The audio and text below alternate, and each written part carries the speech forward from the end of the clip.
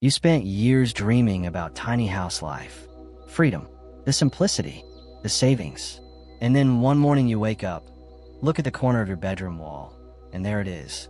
Black, fuzzy, and spreading. Mold. Here's the thing nobody warned you about when you downsized. Tiny houses trap moisture faster than a traditional home. And if your ventilation is wrong, mold does not just show up in one spot. It takes over your walls, your floors, your loft, and your lungs. Here's what is wild. According to official EPA guidance, mold can begin growing on a damp surface in as little as 24 to 48 hours.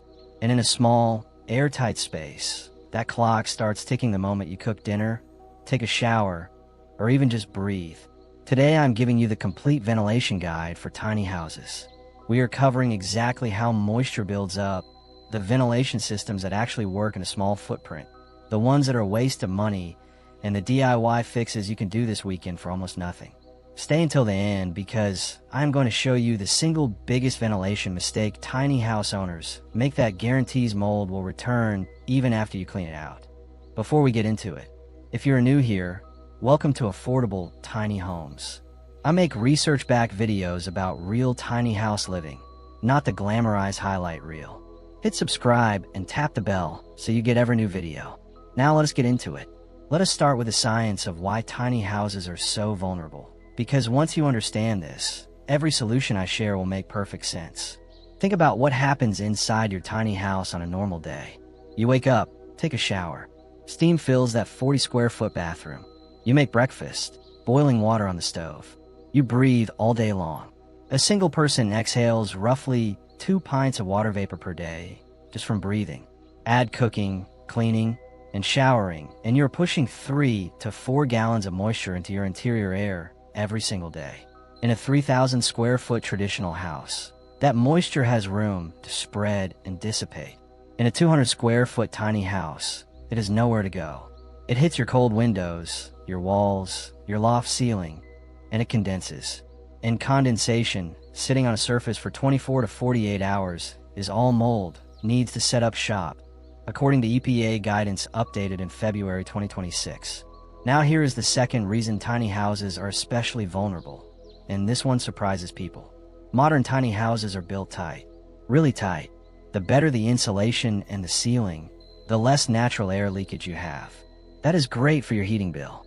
But a 2025 update from TTI Environmental confirms that energy-efficient buildings with tight seals and lower air exchange are significantly more prone to mold precisely because they limit ventilation and trap moisture inside. So you have a sealed box full of warm, moist human air with nowhere to go. That is not a tiny house. That is a mold incubator. The fix is not a seal-less. The fix is strategic ventilation. And that is exactly what we are building for you today. Before you touch a single ventilation system, you need a baseline. You need to know your indoor humidity level right now. The target number, backed by the EPA and every mold remediation expert I have read, is between 30 and 50% relative humidity. Below 50%, mold essentially cannot establish itself. Above 50%, you are in the danger zone. Above 60%, you are actively growing mold whether you can see or not. A basic hygrometer costs between $10 and $50 at any hardware store. That is the cheapest tool you will ever buy for your tiny house. Get one. Put in your main living space. Check it daily for a week before you make any changes. If you're regularly seeing 60, 70, or 80%, your ventilation is failing. And later in this video, I'm going to tell you the common mistake that keeps that number high even when people think they have fixed the problem. Write down your number. We're going to use it as a benchmark.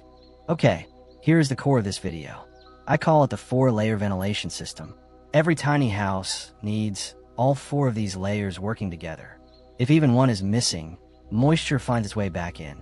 Layer 1, cross ventilation. The most affordable tool in your arsenal costs absolutely nothing. Cross ventilation means opening windows on opposite sides of your tiny house to create airflow that sweeps moisture out. The key is opposite walls. Opening 2 windows on the same side of the house creates dead air pockets. Opposite walls create a pressure differential. Air moves. Moisture exists. Strategic window placement during the build phase makes this effortless. If you are retrofitting, Even adding trickle vents to existing windows improves passive airflow significantly. This alone will not solve a serious moisture problem, but it is the foundation everything else builds on. Layer 2. Exhaust fans in the right spots. Layer 2 is mechanical exhaust. Exhaust fans in the bathroom and kitchen are non-negotiable. These are your frontline moisture fighters because they capture humidity at its source before it spreads to the rest of the house. But here's what most people get wrong, and this is critical. Your exhaust fan must vent to the outside, not to the attic, not to crawl space, not under the floor, directly outside. When a fan vents into an enclosed space, all you are doing is moving the moisture problem from one room to another. The fan runs, you feel like you're doing something, and the mold quietly keeps growing inside your walls. Run the bathroom fan for at least 30 minutes after every shower. A humidity sensing fan that turns on automatically when moisture spikes is a smart upgrade that costs around $90 to $180 and removes the human error factor entirely. For the kitchen, a proper range hood that vents outside is essential. Every time you boil water, steam rice, or make pasta, you're dumping moisture into your air. A vented range hood captures that at the source. Layer 3. ERV or HRV systems. Layer 3 is where tiny house ventilation gets serious, and honestly where most tiny house content gets it completely wrong by either ignoring this or overclaiming what it does. ERVs and HRVs, short for energy recovery ventilators and heat recovery ventilators, are mechanical systems that continuously exchange stale indoor air with fresh outdoor air without wasting your heating or cooling energy. They use a heat exchange core so that the outgoing air preconditions the incoming air. You get fresh air without the energy penalty. Here's how to choose which one is right for you. If you live in a cold, dry climate, choose an HRV. It recovers heat from your exhaust air and transfers it to the incoming fresh air. It expels the excess indoor moisture that builds up in a sealed tiny house in winter. If you live in a hot, humid climate, choose an ERV. It handles both heat and moisture, helping stabilize your indoor humidity even when the outdoor air is humid. It limits how much of that outside moisture comes in while still refreshing your air. For tiny houses specifically, ductless wall-mounted pairs are the practical solution. Brands like Lunos, Vents US Twin Fresh, and Cyclone SV 130 installed directly on your wall in pairs.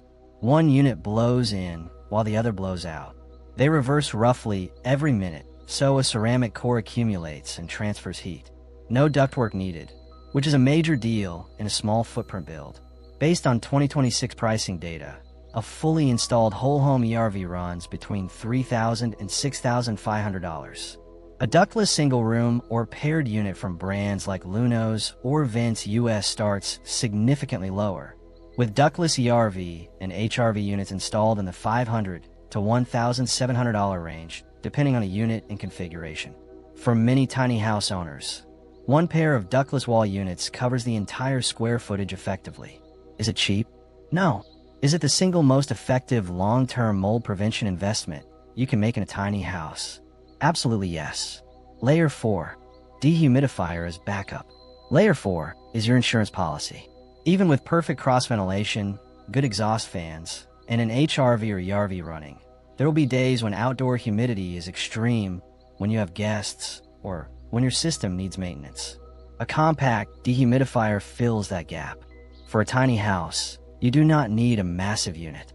A small 20 to 30 pint capacity dehumidifier is sufficient for most tiny house footprints.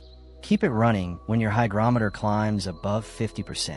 Empty it regularly or route the drain line directly outside so it is maintenance-free. Think of the dehumidifier as a goalkeeper. The other 3 layers are your defense. The dehumidifier stops what gets through. Even with all 4 layers running, there are specific spots in every tiny house where moisture concentrates and mold hides. Let us walk through each one. The bathroom is the #1 source. Steam from a shower can push humidity in a small bathroom to 90 or 100% in minutes. Your exhaust fan must be positioned directly above or adjacent to the shower or bath, not across the room. Fan placement matters. A fan on the opposite wall from the shower lets moisture condense on surfaces before it ever reaches the fan. The loft is the second most vulnerable area. Heat and moisture rise. In a tiny house with a sleeping loft, you are essentially sleeping in a moisture trap.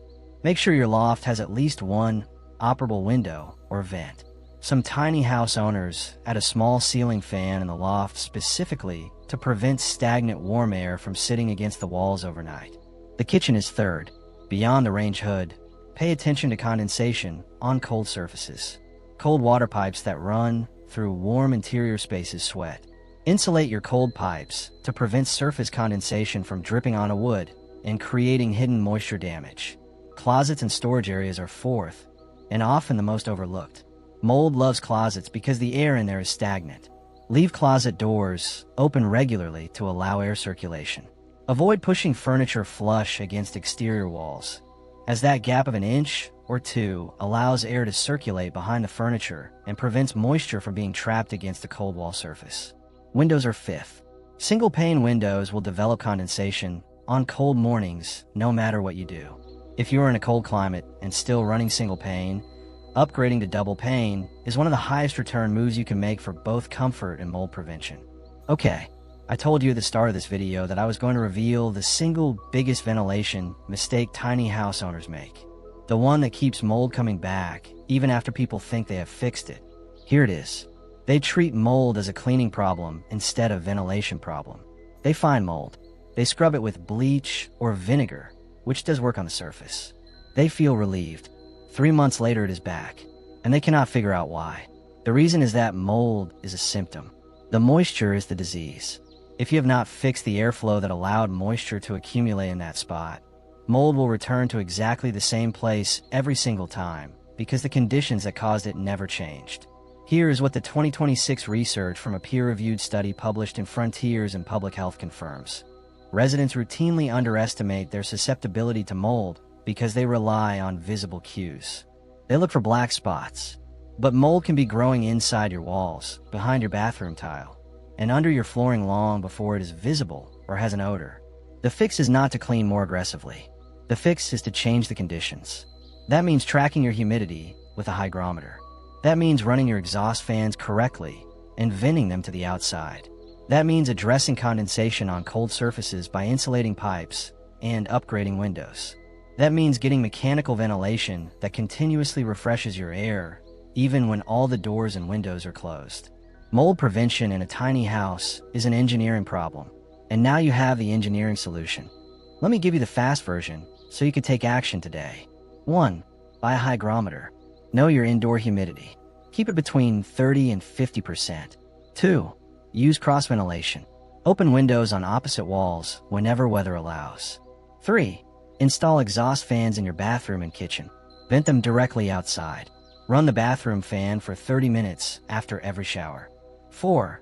Invest in a ductless HRV or ERV system matched to your climate.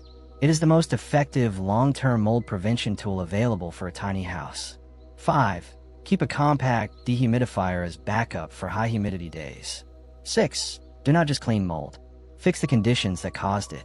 If this video helped you, do me a favor and hit that thumbs up button. It genuinely helps other tiny house people find this channel. And if you want to go deeper, check out my video on passive rainwater collection systems and how to manage water in an off-grid tiny house setup. The link is right up here. I will see you in the next one. Make good choices.